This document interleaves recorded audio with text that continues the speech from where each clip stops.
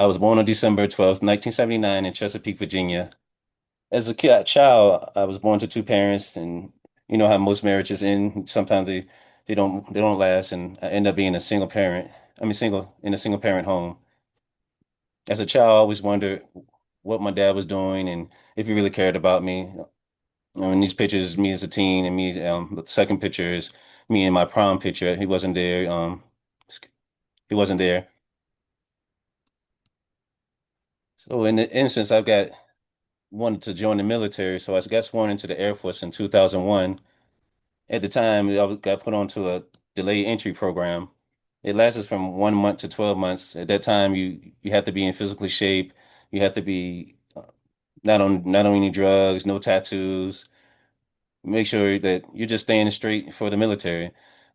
At that time, it was coming up on 9/11 and all those things, and the slots weren't open for my job. So I ended up hooking up with my cousin because I had a job that I told the guys that I was going into the military and they fired me.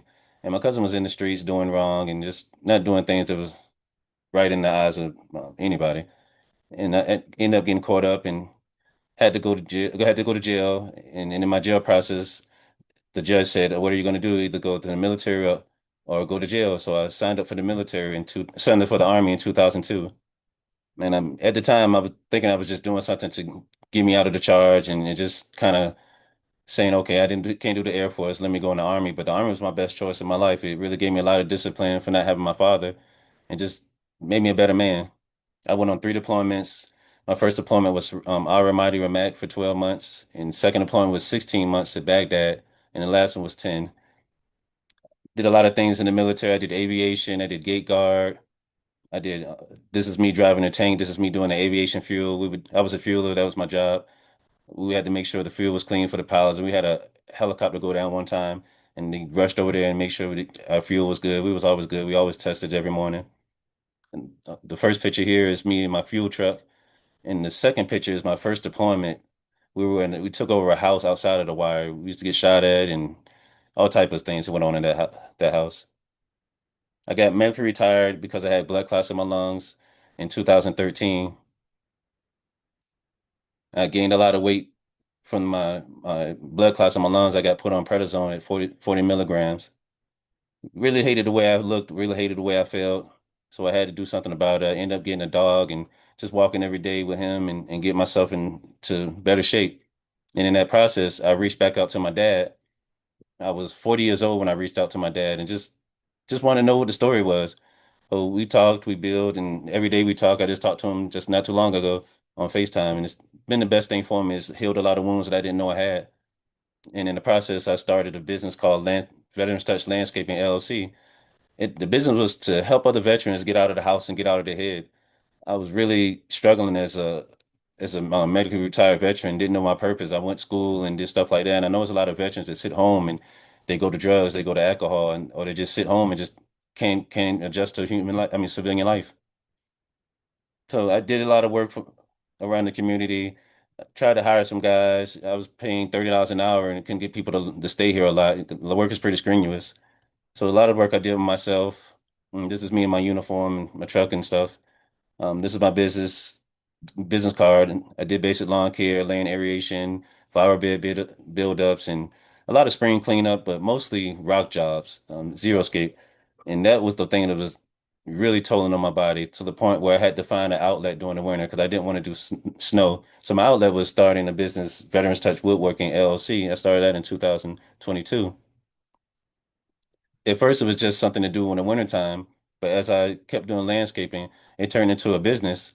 And I retired the landscaping business in 2024 and picked up woodworking full time. This is a picture of me at 21 C's Library. I do an event with them. I have an event come with them. This will be the fourth year of I doing it with them. And just my passion to build with my hands and just help people. And when I give somebody art, it just gives me so much joy. This is my business card. Now you can scan my QR code and go to my website. This is me in Juneteenth this year at North Penrose, and this is my new uniform. I got away from the tan and just got different colors of shirts and just more dry fit shirts, just making it look more professional. I was on the news. This was my fourth time right here. I'm going to be back up there in November for the Veterans Week. And I'm going to be celebrated with the Veterans Conference with Small Business Administration in November. So just a lot of things are coming up this year, and I'm just proud that the business is growing. In the process of doing woodworking, I got hired at Peterson to be a vendor there. It was a great experience. At one point I had four kiosks, and it was just great. The manager was the problem. They wouldn't let me go to some VA appointments. It made it real difficult, real stressful. So I had to leave. And leaving, I landed a contract with the Department of Defense through Better Business Bureau. They searched for a woodworker, and I was the first one on the list. So this is called Warrior Games. They take veterans from all branches and get them together and do competitions. My job was to do 38 archery stands.